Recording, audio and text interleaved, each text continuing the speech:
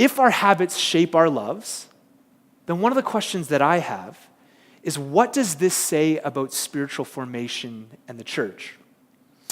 I don't know if you feel it, but I'm surrounded, and Heather, if she was here, we are surrounded, and probably you are too, by a gravitational pull towards people questioning the church, right? I'm a pastor dude, and I feel, and people know what I do, right? So I can imagine those of you guys sitting in the seats this morning and a part of our community, like I hear it all the time. Is it worth it? Do Sunday mornings really make a difference?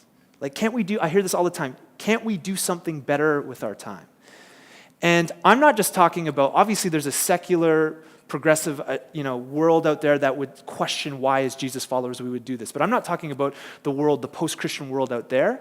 I'm talking about, this is people within the church that would pose this question, is it really worth it?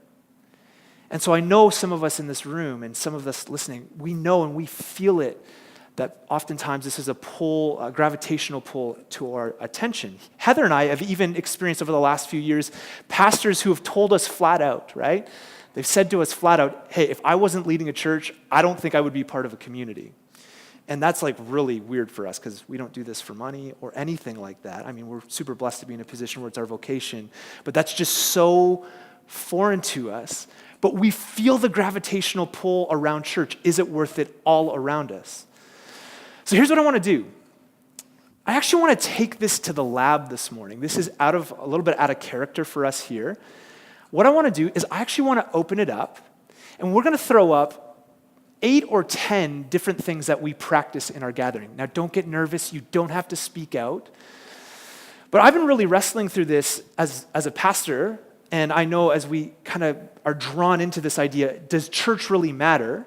One of the things I want to ask is, how do these things that we practice in our weekly Sunday gatherings, how do these things shape us? Because I think, here's one thing, I think if you begin to open up your mouth and you begin to share how this is formative, it's actually going to make a difference, and it's actually going to change you when you hear from other people that we're not just wasting our time. You following me? So, the gravitational pull, is it really worth it? Is church worth it? Well, let's talk about the things that we practice. First of all, something like pre-gathering prayer, right? We pray before our gatherings at 10 in the morning. I'd love to hear, I have answers of my own too, but how does that shape you? How does that shape you? I like it because it kind of sets the tone for the morning. Sets the tone.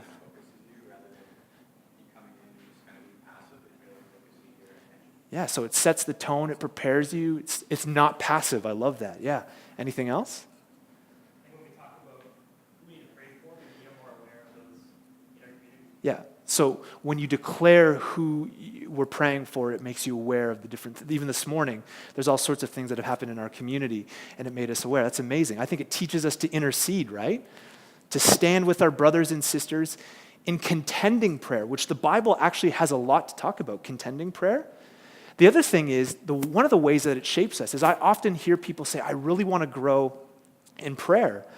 Well, I think some of us need to hear others pray to actually develop our own prayer language. I always think, who would you rather shoot free throws with? Your brother-in-law or Steph Curry, right? You typically I love my brother, right? I would love to shoot free throws with my brother, but I would probably, if I wanted to form into a good free throw shooter, I would want to shoot with Steph Curry. And I think actually, and I'm not saying that some of us are the Steph Curry of praying, but you get what I'm saying. If you want to pray, maybe you would get around people that actually pray and intercede and learn and hear. It actually takes practice, all right? That's just one pre-gathering prayer. What about this? This is a huge one, music and singing. How does music, are we just wasting time here? Is this just a little warm up before the guy with the Britney Spears mic gets up and does the real stuff? Of course not, right? How does music and singing shape us? I think reading, like even understanding or reading lyrics while you're singing them and expressing them, yeah, then kind of like positions your heart to maybe understand what's being taught after that. Yeah, expressing yourself. The songs are shaped to go after what I think even Smith is talking about our desires, right. For sure. What else? How does music and singing shape us?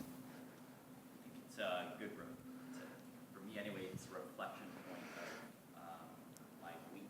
Yeah. Well. It's a time of just me and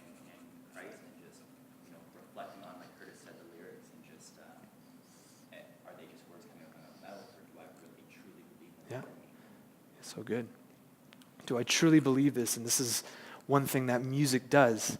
I'll say this, God's people have always joined together in singing as an act of resistance to the powers and principalities at play. Always. You read the scriptures. A couple weeks ago, couple weeks ago, I was just overwhelmed in our music time as we sang as a community, because I noticed, I was standing at the back of the room, and I just noticed how many families were holding their family members tight as they sang these songs together. And I just felt like this is an act of resistance. So much in our community, so many families going through things. This was a way to put a stake in the ground and open up your mouth and sing with the greater community. You know, it's funny, it's kind of crazy. This journey as Praxis has been February has been the greatest month ever. As a church launching, it has been like the greatest joy. Honestly, it's been the best. But there's also been a ton of pain over the last number of months. Relationships and family, a family in our community lost a baby that was ready to be born in the next month. There's other people in our community that have lost loved ones, kids. There's a great sister in our community going through cancer right now, somebody who sits at our table every Wednesday night. Imagine not having a place to sing. Like, imagine that. See, songs and music, as we're formed into this, do something that sermons can't. I just think of my kids. You know, they are continually declaring, because of the repetition in our songs all throughout the week, what we as a community and as a family sing. These are deeply formative things. What about this? Reading the Psalms out loud, or public prayer and reading of Scripture. What does that do? For many of us, it's the one time a week we open our mouths and we read and we declare the Scriptures out loud. It's formative, baby. We do this for a reason. Or what about this? This is a good one. The connect time, you know, for us introverts, and at the end of the day, I'm introverted, and I've been very honest. If I were to visit a church, this moment in the gathering, I'd just be like, right? If I wasn't the guy here, you know, it would drive me crazy. And some of you are like, you come to Jesus right now, because, you know, and I'm very open and honest about this, but we haven't stopped it. Because I actually think the connect time partway through the gathering is actually formative. It's a declaration of something. What do you think that does? What is the connect time partway through, you know, that 3 or 4 or 5 minutes where you turn to somebody? What does that do? We're not doing it because we're bored. What does it do? Relationships, right? It can be awkward. I get it. But it's also intentional. It's a moment where we declare that music isn't the totality of our worship, that people matter, and that we discover our love for God, oftentimes through people. It's really, really important. What about teaching? How's teaching formative? I just like, being taught the word, and I like, sometimes the context and the history behind it, and it kind of explains things in a way that we can understand. Yeah.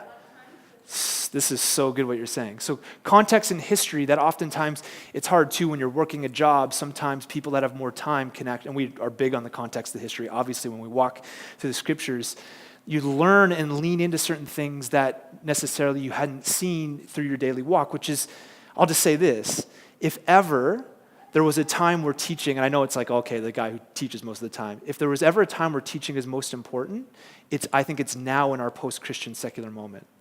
Seriously, I'm dead serious. First of all, obviously a lot of people don't know the biblical story, both inside and outside the church. But think about it I want you to think deeply with me, because I think it has to do with what you're saying. Think about the garden for a second. In the garden, did the Satan, or the adversary, or Satan as we kind of speak of him in the West, did the adversary come to Adam and Eve with a bazooka or a gun to their head?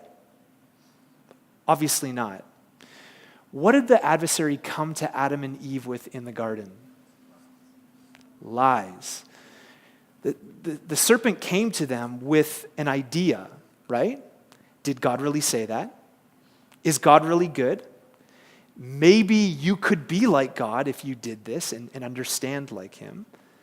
And here's the thing, for our post-Christian moment, I actually think this is how the enemy works. In our moment, the adversary isn't coming with strong power, with a gun to your head, right? You know, you think of different empires throughout history, oppressive empires. This is not Hitler and the regime that we're living in now under that. The enemy, the adversary, is coming at us with lies, with bad ideas. And because of that, teaching in the church needs to be, I think, the weekly return to good ideas and the good idea of the gospel in the kingdom. You know, I had a few of us a couple weeks ago at our community meal. We're sitting around the table, and we sat late into the evening and had, I think, a great time just wrestling through even some controversial things within theology and faith. But I'll just say this, and those are beautiful moments, but the thing too is even with the teaching, I said to them, this is why I think we need to slow down. We're in a cultural moment right now, and we don't just need to exegete the text, which I think is important, but we also need to bring these things into our cultural moments. And sometimes it takes time. And I love homilies and short homilies, and you know, some mainline communities do that. But I actually think the moment we're living in right now, we've actually got to do things like what we're doing right now, really thinking deep culturally about how things form us and shape us as people, right? Teaching is important, not just because this is the role, but honestly, it's important because of what it does to us. Responding in music, right? At the end of our gatherings, we respond because we're not just here to listen, but we're here to respond with our lives. What about this? What about Eucharist, the bread and the cup that we do every single week? How does that shape us? Gives us a better understanding of like what Christ did, I guess. Yeah? Or at least for me. Right. So we can talk about James K. Smith and cultural formation, and yet at the end of the gathering, it always comes back to the bread and the cup as a reminder of Jesus' love and him going to the cross for us. It's so funny. I've talked to people about our transition of coming to the Eucharist table every week, and I hear this. It's so old school. You know what I say? Yep. Had another person say to me blatantly, that's so routine. You know what I said? Yep. You know, one of the things that the Eucharist does is we don't just experience salvation in our heads, but we taste it every single week. Not only is Jesus present in this time, we believe he's present in this time, but think about it. God also uses wheat and the vine. I know it's grape juice because of it is what it is. But God uses wheat and the vine to remind us of his love. That God's actually into our senses, not just into what we assent to in our mind. I think of things like serving on a team. I just threw some of these in here. Serving on a team. How does that form us? It shows us that this is not just about myself. I'm here for something way bigger than myself. Even the practice of setting up and packing down in a room like this where we're a portable church, it just shows it's a forming practice that says we are a community and that every person plays their part. So, we can just stand on the street corner and say, church is important, you should come. That's going to work in our cultural moment, right? Here's the thing. Is church worth it? It depends if you believe your habits shape you. If you believe your habits don't shape you, then this is meaningless. But we seem to believe with every other discipline that our habits shape us into the likeness of something, so why not with the church? Obviously, you can see where I land. I believe that the gathered church is more important than ever, especially in secular soil. And while people I know, many of them leaders in communities, question the church and the deconstruction of that, you know what's happened? In the deconstruction of this idea, is the church worth it? It's actually pushed me back to its truest form. I've gone the other way. I've had lots of friends say, this is dumb. For me, it's actually to think about it and deconstruct, which I think we all need to do. It's actually push me back into how important this is. All of us obviously brush our teeth. Do you love it? Right? Sometimes, can I be honest? I don't like brushing my teeth at times. Are you all right with that? But listen, I know that practice is for my good. And I think what we do here on a weekly basis, our liturgies shape us more than we'll ever know. That this act, what we're doing here, is an act of counter formation. Throw up the next picture, can you? This is from my devotional this week by a guy named Sky Jatani. He's great.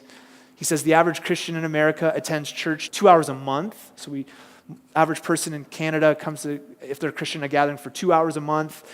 But we're shaped by 150,000 ads per month.